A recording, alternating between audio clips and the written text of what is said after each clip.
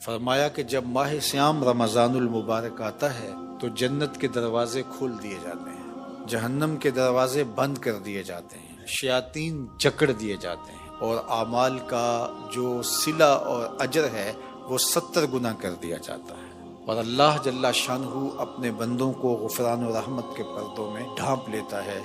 تو یہ مہینہ آتش دوزخ سے نجات کا مہینہ ہے۔ ماہ سیام رمضان المبارک اس اعتبار سے بھی بہت اہمیت کا حامل ہے کہ اس مہینے میں قرآن مجید کا نزول ہوا ہے، اس لیے اس مہینے میں کثرت کے ساتھ قرآن مجید کی تلاوت کی ترغیب دی گئی ہے۔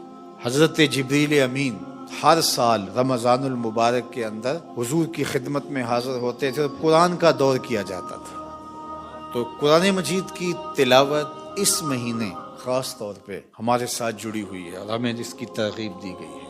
تو یہ مہینہ گویا قرآن کے ساتھ جڑا ہوا ہے۔ اللہ کے محبوب علیہ السلام نے ارشاد فرمایا قرآن اور رمضان یہ دونوں قیامت کے دن سفارش کریں گے، تو اللہ جل شانہ ان دونوں کی سفارش کو قبول کرتے ہوئے روزہ دار کو اور قرآن پڑھنے والے کو جنت عطا فرما دے گا۔ یہ شہر مواسات بھی ہے، یہ ایک دوسرے کے ساتھ تعاون کا، محبت کا، ایک دوسرے کے ساتھ ہمدردی کرنے کا مہینہ ہے۔ تو اس ماہ سیام میں خاص طور پہ ہم ایک دوسرے کے ساتھ ہمدردی کے رشتے کو بھی مضبوط کریں۔ اس مہینے کے اندر صدقات و خیرات کرنے کی ترغیب بھی دی گئی ہے۔ حدیث پاک میں آتا ہے کہ نبی رحمت صلی اللہ علیہ وآلہ وسلم ماہ سیام رمضان المبارک کے اندر اس کثرت کے ساتھ صدقہ کیا کرتے تھے کہ جیسے تیز ہوا چلتی ہو۔ یہ بات ذہن میں رکھے، اللہ کے پیارے محبوب علیہ السلام نے 3 چیزیں قسم کر کے کہیں، ان میں سے ایک چیز یہ ارشاد فرمائی ما نقصا مال عبد من صدقہ، فرمایا میں محمد صلی اللہ علیہ وآلہ وسلم رب کی قسم کر کے کہتا ہوں کہ صدقے سے مال گھٹتا نہیں۔ اس لیے کثرت کے ساتھ صدقہ و خیرات کیجئے، یہ مال کے اضافے کا سبب ہے اور یہ گناہوں کی بخشش و مغفرت کا ذریعہ ہے۔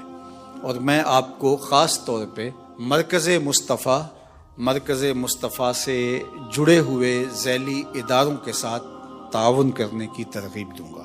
جامعۃ المصطفیٰ، الکلیۃ المصطفیہ للبنات، المصطفیٰ اسلامک سینٹرز، ادارۃ المصطفیٰ اس وقت جو کام کر رہا ہے وہ کسی سے مخفی نہیں ہے۔ تو میں آپ سے کہوں گا کہ ادارۃ المصطفیٰ کا ہمہ جہت کام آپ کے سامنے ہے۔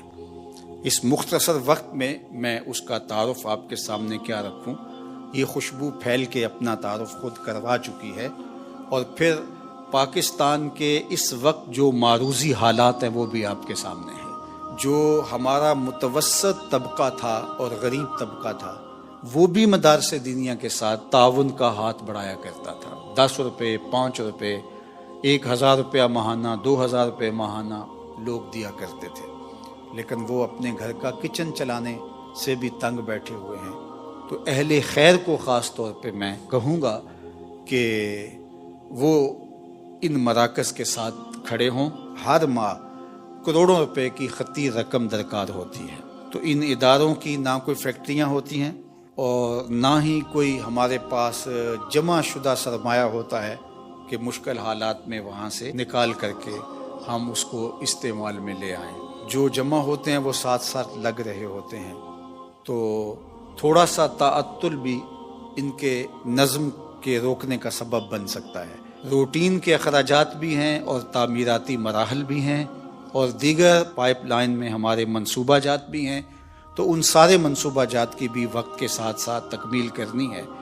جو ہمارے اہداف ہیں وہ تو وسائل میسر آئیں گے تو ہم ان کو آگے لے کے چلیں گے، لیکن جو کام روٹین کے ساتھ چل رہا ہے اس کو تو رکنا نہیں ہے، اس کے لیے تو ہمیں بعض اوقات قرض بھی اٹھانا پڑتا ہے۔ تو اس لیے ماہ سیام میں خاص طور پہ ہم توجہ دلاتے ہیں۔ تو اب بھی آپ سے عرض گزار ہیں کہ مرکز کی ضروریات کے لیے جو کروڑوں کی صورت کے اندر ہر ماہ موجود ہیں، بھرپور مالی تعاون کیجیے۔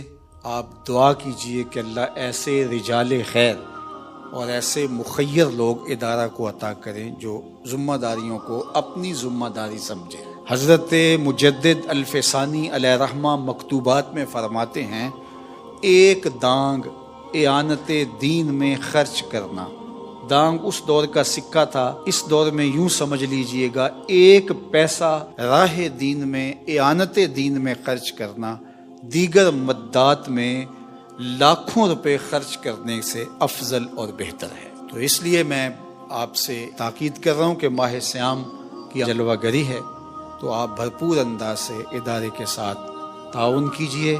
اللہ آپ کو دنیا آخرت میں بہتر اجر نصیب فرمائے۔